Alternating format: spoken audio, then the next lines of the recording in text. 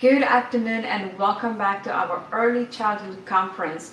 It's been a great day with great Great speakers, right? information. We are so happy how things are going, and we are ready to kick off the after lunch sessions. And with us right now, we're going to have two speakers from the Early Learning Coalition. Melanie Sanders is manager at Early Coalition of the Big Bend, and Anna Weismantel is early care and education specialist. So the Early Learning Coalition helps families find quality childcare and also offers customized provider lists, financial assistance, and referral to the community resources, and much more. So, all much more. That's why we are so happy to have the two guest speakers today. Thank you so much for your time and to share all the great resources with us. Take it away, ladies. Oh, thank you so much for the warm introduction. Hello, everybody. Good afternoon, and thank you for having us. This is Melanie Worley Sanders. I am the Early Care and Education Manager for the Early Learning Coalition of the Big Bend region. There's a variety of different topics that we're going to go over today that is specific to children with special needs or possible developmental concerns. I will be speaking in regards to child assessment, and my co-speaker will be speaking in regards to our screening process. Just to get started, there's a couple agenda items. Again, I'm Melanie, and Anna, if you want to introduce yourself. Hi, I'm Anna Weismantel. I'm an early care and education specialist at the Early Learning Coalition of the Big Bend region. And Anna, how long have you been with us? 18 years. Long very, time. Very special lady on board. Thank you. I have been with the coalition for about 10 years now, in the early care and education manager role. I started off with child assessment, and child assessment ended up growing so big, I needed a little bit more help. So that's when I rolled into getting Anna and a couple other early learning specialists on board to help and assist with child assessment as well as developmental screenings. Some of the things that we will be going on over today, like I said, was child assessment, our process for developmental screenings, developmental screening concerns and what we do with them, our partners that are involved with us. We would not be able to do what we do without our partners. So we are excited to be able to highlight some of them today. Unfortunately, we won't be able to have the time to highlight all of them. In our Warmline services. So they mentioned in our introduction that the Early Learning Coalition is mainly known for our child care tuition assistance program. So basically for Big Bend, we serve 7 counties, and we have about 250 preschools and family child care homes that are enrolled with us. And when I say enrolled, that means in addition to having a license with Department of Children and Family Services, they also have a contract with us to serve those children that are eligible to be in our child care tuition assistance program. One of the things that we are required to do by law across the state for all 30 coalitions, so it's not just ELC of the Big Bend. There is actually 30, we're one of 30, and we are underneath the Division of Early Learning, which is underneath the Department of Education for the state of Florida. So one of the things that by law across the state we are required to do is developmental screenings. But we also have the option of doing a developmental assessment. So in the 7 counties we serve, which is Leon, Gadsden, Liberty, Jefferson, Wakulla, Madison, and Taylor counties, we also offer a observational based tool, which is called Teaching Strategies Gold. This is administered in the child care facilities. The teachers do observations on the children's development on a daily basis. And 3 times out of the year, they do what we call a checkpoint, where they go in and they look at certain developmental areas. Those developmental areas include social emotional development, physical, language, cognitive, literacy, and mathematics. And those 3 times out of the year, they look for if there's any developmental concerns in those particular areas. And what supports their developmental concerns is the observations that they make while they're watching the kids learn and teaching them in the classroom. In a variety of different ways, they meet with parents to go over the different concerns that they might be seeing with children that have that are typically developing, or again, the ones that might have some concerns that need to be addressed a little bit further.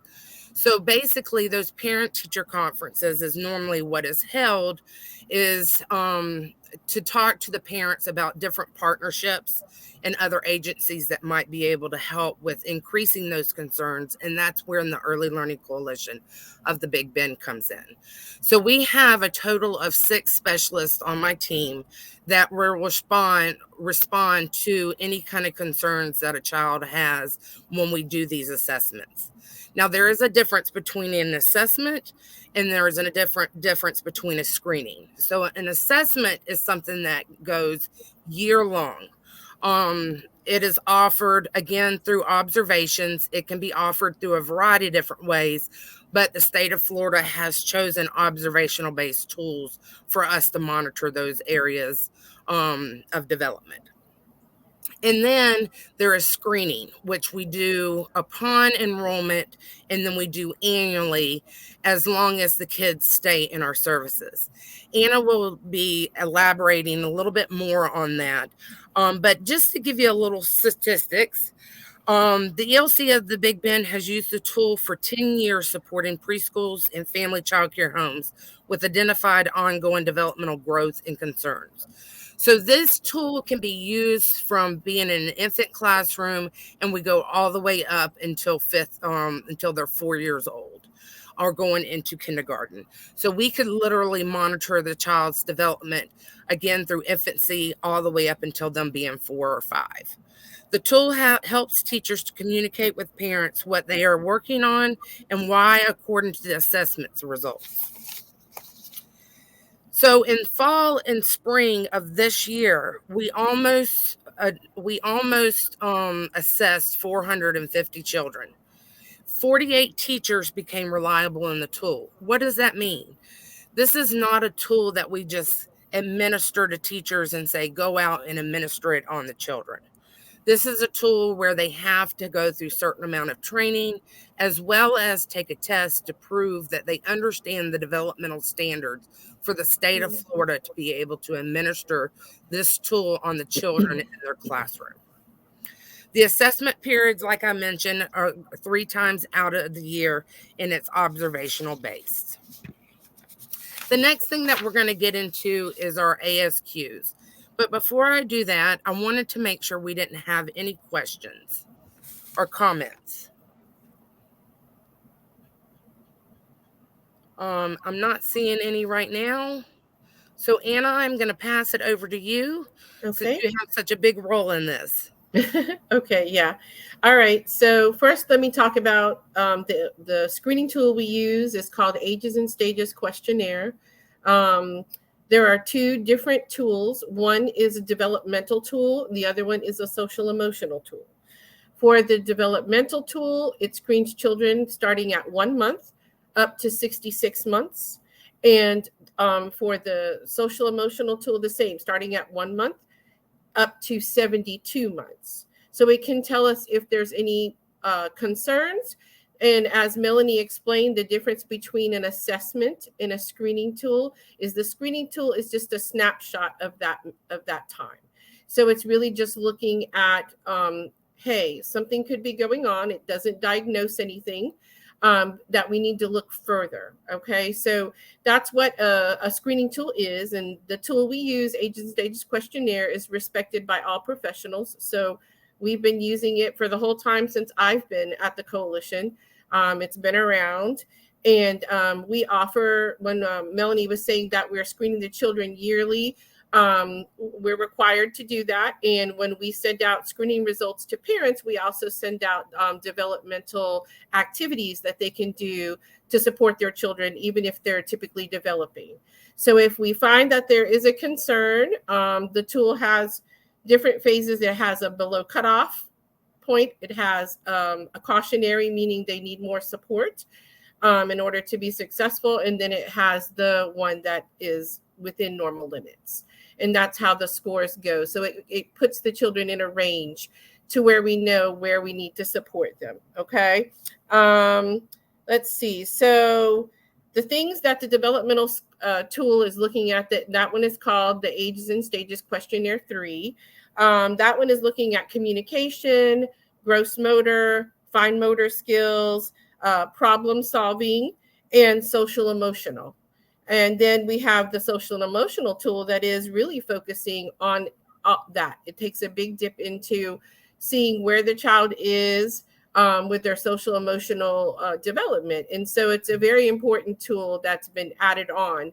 That one is not required by us by law to collect, but we do it as a supplemental screening. And it has been very helpful, especially during the pandemic, when there was a lot of kids, because of the lockdown, that were really suffering from just isolation and not being socialized. And so that tool has been really helpful in helping us know which kids are going to need extra support as we come back into everybody being together again. Yeah. And Anna, let me just jump in here real Sure. quick. It's really important about the social emotional tool because it was not one of the ones that has been required for us for years, but now across the state, it is optional for our families to complete when they come into enrollment. And again, when they continue yearly. So social emotional development has been a big focus for the Early Learning Coalition of the Big Bend for the last, I would say 2 to 3 years with the pandemic, like Anna said. So we really, even though we're not required for best practices, we really do focus on those ages and stages, social emotional developmental screenings as well. Yeah, it has been great. And parents have really taken advantage of that. Every time we get an ASQ3, which is developmental, we usually get the partner tool with it for social emotional. So it gives us a bigger picture of what's going on with that child. One thing I want to say about the screening tools is anybody can fill them out. They're really easy to use. Anybody who spends at least 20 hours a week with the child. So we have a lot of families that have the children, the grandparents raising the children or have gotten temporary custody. Guardians, anybody, and teachers can fill it out. So it's really great. We'll get into later about Warmline services, but I do the Warmline services for the coalition. And I always ask that the teacher and the parent fill out a screening just to compare the two environments to see if anything really sticks out to me across the board in both environments. So it has been great, dealing with that and having everybody being able to fill that out. There's no special training for it. To the best of my knowledge, it's written in the 6th grade level reading. So like everybody can fill out this screening for their child. Yes. And to access the screening, like Anna was saying, for everybody, you can go to our website, which I've put in the chat. It's www.elcbigbend.org. Yes. Yeah. And I would encourage you to do so. We offer that service to everybody. You don't have to be a contracted provider. You don't have to be a parent receiving services from us. You can go on there and fill out a screening for your child, and we'll provide you the results. Okay. All right. Let's see. I guess we'll get into Warmline now, Melanie. Did you have anything else to add about screening? Let me unmute myself. So just as, an understanding, we serve about 4,000 to 5,000 children in our coalition alone. In July 1st through July 1st, 2022 to May 2nd, 2022, we had already collected 2,800 screenings. And that was just for the ages and stages, not ages and stages social emotional. So as you can see, there's a lot of work on behind the scenes that goes into monitoring these developmental screenings that we receive. The team that I have, basically what happens is when we receive the screening, we review it. Parents are notified immediately of what the developmental concerns are. or if everything is typical. And then if there are any developmental concerns, then we refer the child sometimes to our partners with Anna will get into you with, or our specialists will go out into the field and actually work hand in hand with the teachers in the classroom. Majority of the time, the screenings are received by parents, which is great because this is a parent tool in all actuality. It's fine that we have teachers that complete it, but it was designed for parents to complete.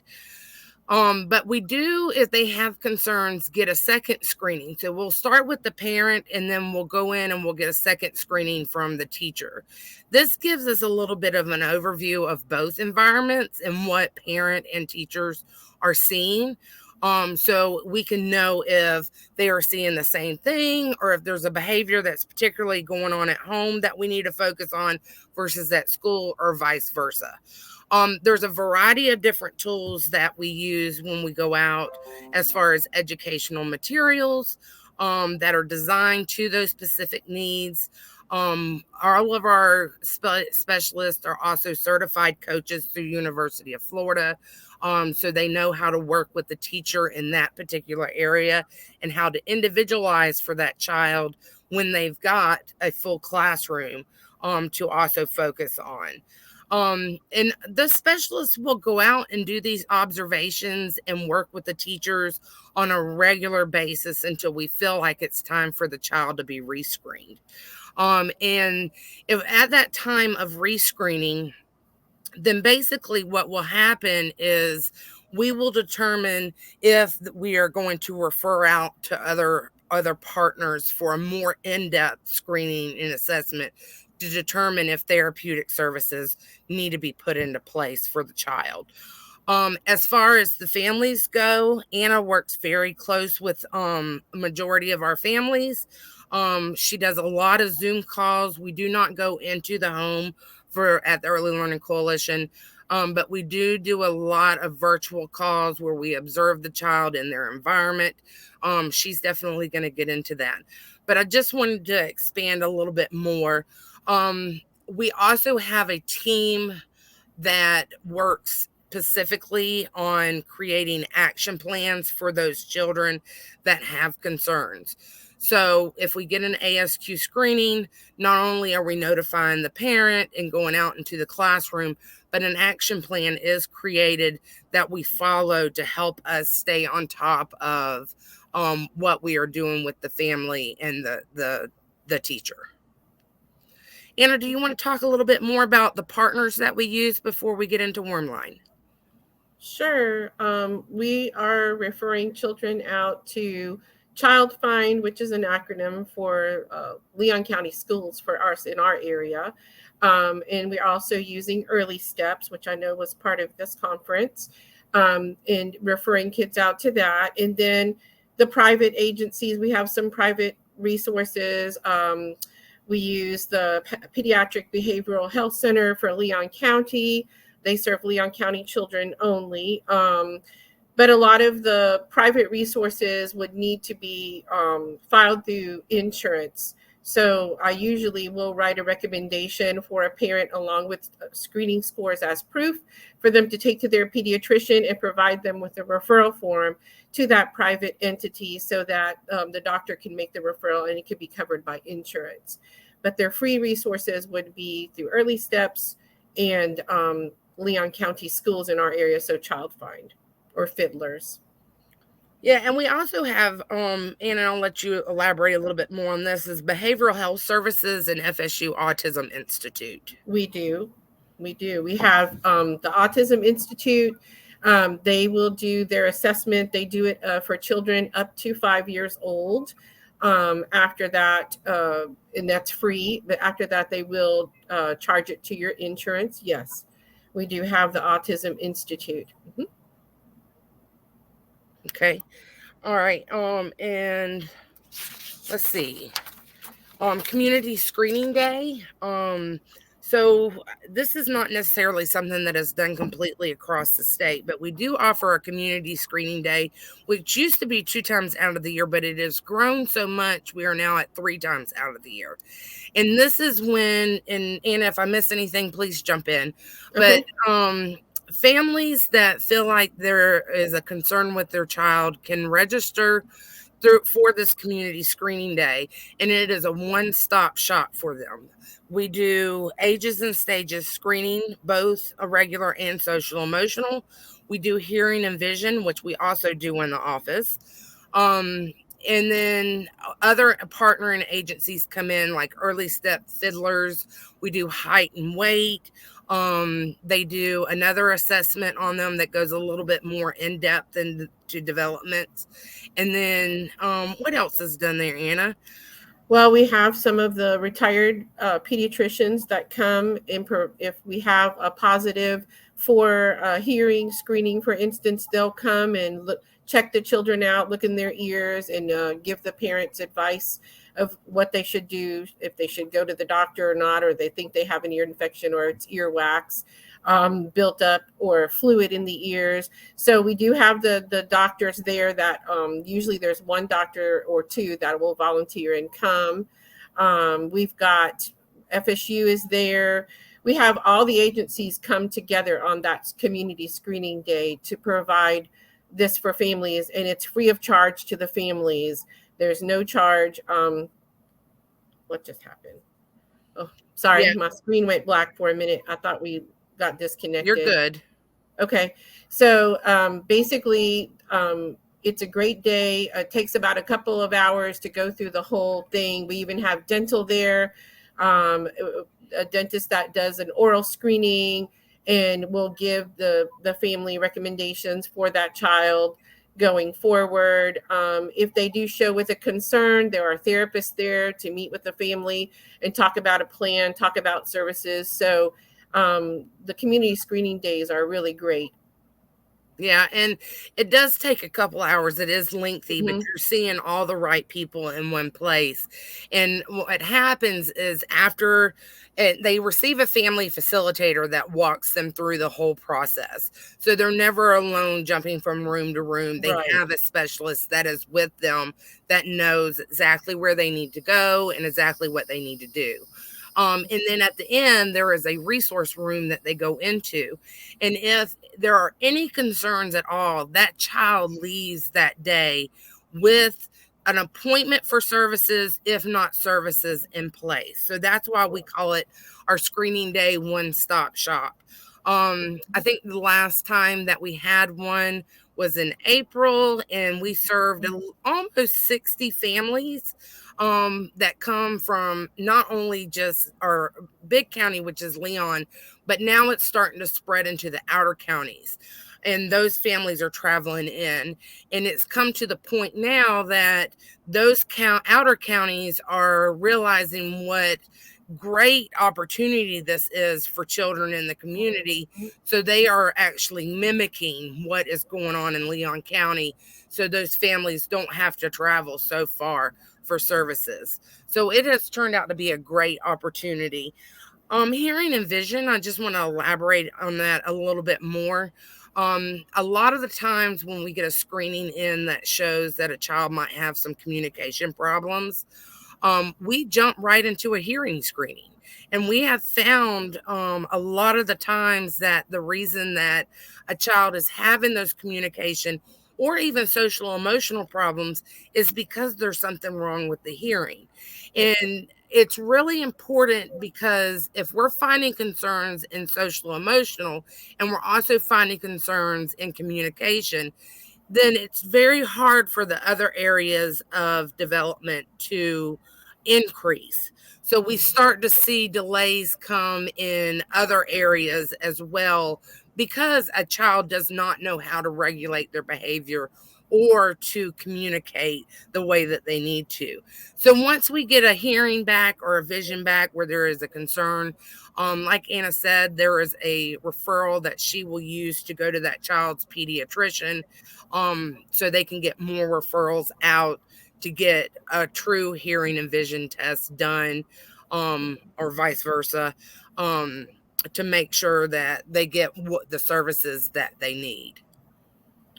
Yeah, definitely. The machine we use, the screener we use, it plays 5 different tones, and it's measuring how the eardrum responds to the tones. So if there is fluid behind the eardrum, maybe from chronic ear infections or sinus problems, it will give a refer as a recommendation, because the eardrum can't bend to the tones. So that's why. And it's equivalent to if you've ever been in a swimming pool with your head under the water. You can hear the people above you talking, but you really can't make out what they're saying.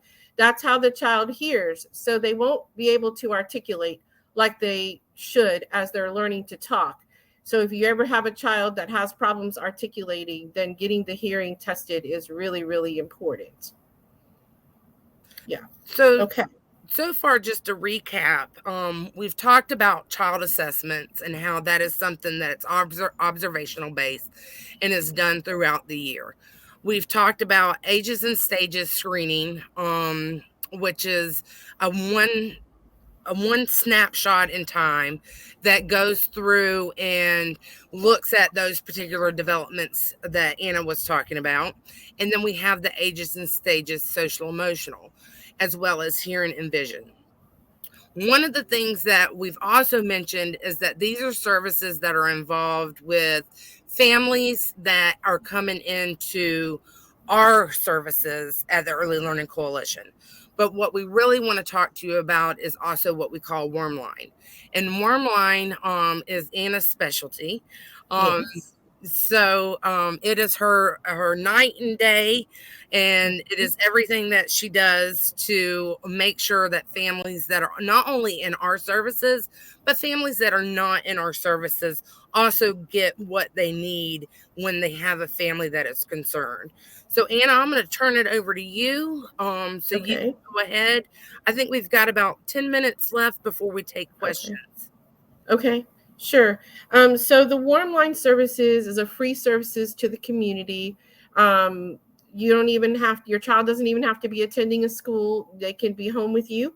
If you have a developmental concern, you can fill out our Warmline request form, which is the permission form. It comes to me, and you have a year after that's filled out. It's good. You don't have to do it again. So if I need to revisit what's going on with your child 6 months after we do it the first time, we can. And I have done that with families before. But basically, it's looking for developmental concerns. So we'll be using the same screening tools, the ASQ3 and the ASQ-SE, which is the social emotional tool. We'll be doing hearing and vision. And I also do an observation. And as Melanie mentioned, during the pandemic, when we couldn't really meet with families in the office, which was our routine prior to the pandemic, I started FaceTiming mommies and Zooming moms, and now that's part of the procedure. I do that. I love it. I can get in, see them in the home environment because, insurance does not cover me to go into someone's home. So I have to do it virtually, which is fine. Sometimes I can see more virtually than I would in person what really happens with the child, especially when we're dealing with behavior concerns. I can go to the school and observe the child as well to see what they're doing in the school environment. I'll meet with the teacher. And so when I get all of that together, then I can decide better what my recommendation going forward would be for that child. Let me just back up and say too, that there is no one at the coalition that works there that is licensed to diagnose anything. None of the tools that we use diagnose anything. We're basically giving a recommendation based on the screening results and referring you out to get that diagnosis that you're seeking. A lot of families come saying something's wrong. I've been telling the doctor for a year and he keeps putting me off, telling me, let's wait and see. And I need to figure out what's going on, Miss Anna. And they come when they're frustrated and they don't know what to do. Sometimes we have children that come into Warmline that have been kicked out from school to school for behavior concerns. And that's why I was saying that social emotional tool comes in really handy because it gives me a snapshot and a view of what's really happening with that child. And I will get one from the parent and the teacher and compare the two. So I kind of know if there's anything happening across the board in both environments. Warmline we do a little bit more than that. Other than the health screening, I can also come up with a plan to help teachers deal with difficult behaviors, or a plan for them to help them set up some type of IEP in the classroom for the child. So an individual learning plan, so the child can make progress moving forward. Let's see, am I leaving anything out, Mel? I don't think so. Covered everything. Again, our referral is on our website at www.elcbigbend.org. All on the same page, you can access the ages and stages screening, the ages and stages social emotional screening, more information about Warmline, as well as more about the referral. One of the things that's really important is, though the referral is initiated through the preschool, it has to be signed by the parent. So this has to be a partnership that the parent has, not only with the Early Learning Coalition, but also with the preschool. And then if we have, at time to time, we do have some families, like Anna said, that might have been dismissed from school for behavioral problems, or for whatever reason, then a family can go on our website and do that referral as well and send it to us. So even though 9 times out of 10 it is initiated through the preschool, we do open it up to just families that might not have their child in preschool, but do recognize that they have some concerns. Yes. The other thing is, in addition to Warmline, is a variety of different statewide partnerships that we have. And Anna's done a little bit of research on that, so I'm going to let her share those with you. But they are also resources that we use in-house to be able to help those children, again, that have concerns. So the big one I wanted to share with everyone is Step Up for Students. I can put that in the chat. It has a website where you can apply for their services, but basically you have to fall under something that is a diagnosis in order to receive their services. So if your child falls under having a diagnosis, for instance, it could be that they're on the spectrum. It could be that they're dyslexic. It could be that they have ADHD. They have a broad spectrum of things, of diagnosis that will work. And what they do is they give you $10,000 a year for your child for tuition, adaptive equipment, therapy services, until your child is 22 or your child graduates from high school, whatever happens first. Once you have that scholarship, you can continue to get it. And they also will give you monies for the siblings. So if you want to change schools for your child, you want them in a private school that could better serve your child if they have special needs, you can get that scholarship, and also for the siblings. So it's a great resource if you can get it. And the only thing that you can't do is take part in public school in the state of Florida. That would be including VPK if you have that scholarship, because that's the monies that the state would give you to educate your child. They're giving you in a scholarship to use for your child's needs, to make it specialized for your child. So going to the public school or VPK would be like double dipping in those monies. So they won't allow you to do that. But if you do get it, it's a great resource. And it's www.stepupforstudents.org. So it's really easy. You go on and you apply online. And sometimes they have a waiting list. You might be qualified, and then they might make you wait to the next school year to where funds are released. It's usually in March. Okay, there's that one. And then I have teamspbs.com, which is a service for kids that have a diagnosis. And this would be through your insurance company. You would have to get your doctor to refer you. And this is just therapists that go with your child. For instance, if you have a child who has a really bad ADHD or is on the spectrum and needs the support of one-on-one care in their school, you can get this money released through the insurance company to help fund that. And you can have someone who stays with your child at school for the day. Sometimes it's part of the day, but for their times of the days that they really need extra support. So those are the two statewide resources that I found. We do have some local resources for our area, for Big Bend and for Leon County, specific to Leon County. I mentioned the Pediatric Behavioral Health Center. They serve children in Leon County. If you don't live in Leon County, say you're a Gadsden resident, but you have a doctor in Leon County, you can take part in their services. You can get a referral. So I would love to offer my email address in chat so that, Mel, do you want to put it in for me? Sure. Thank you so much. So that way anybody can reach out that's listening to me, and I will be glad to help you one-on-one to make sure that I can either give you the resources or point you in the right direction. Okay. So it'd be specific to you and your child's situation. Okay. What else are we going to talk about? Do we want to address some of their questions at this time? Yeah, that'd be perfect. I only see one. Just going to share something in the chat. Right. No. I'm sorry. Okay, I can't see anything. Kathy, did y'all have something for us before we start into questions? No, go ahead and answer the question, Melanie. Thank you. So Amber asks, I do have a question. So every preschool in the state offers these assessments and screeners, or is that dependent on the agency/preschool partnership? So it is dependent on the agency/preschool partnership. That's a really good question.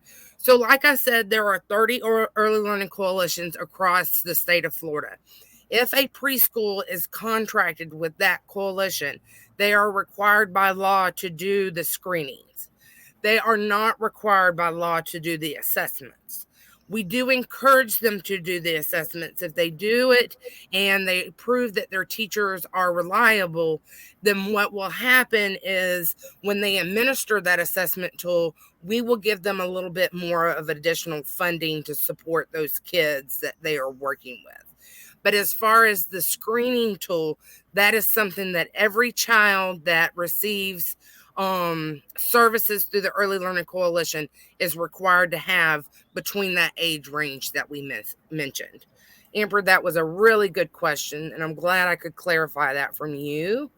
And I think that's the only question that I have, but I want to give it just a couple more seconds to see if anybody else wants to drop more questions in the chat. I don't want to take up too much time, but I definitely want to make sure that we have clarified everything for you based off of what we've presented on.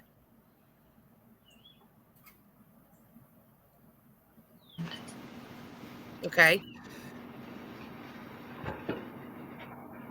That was really great information. Thank you so much, Anna and Melanie. That was amazing. All the resources and information. We have put everything in the chat. We also shared your contact information, Anna, and everybody. You can find everything in here. I cannot thank you enough, right, Kathy? It was amazing. Thank you for having us. Yeah, this is great. This is going to wrap up this session. Thank you for tuning in. And we are coming back soon with a couple more sessions before we end up the day. Thank you so much. Thank you, everyone. Bye-bye.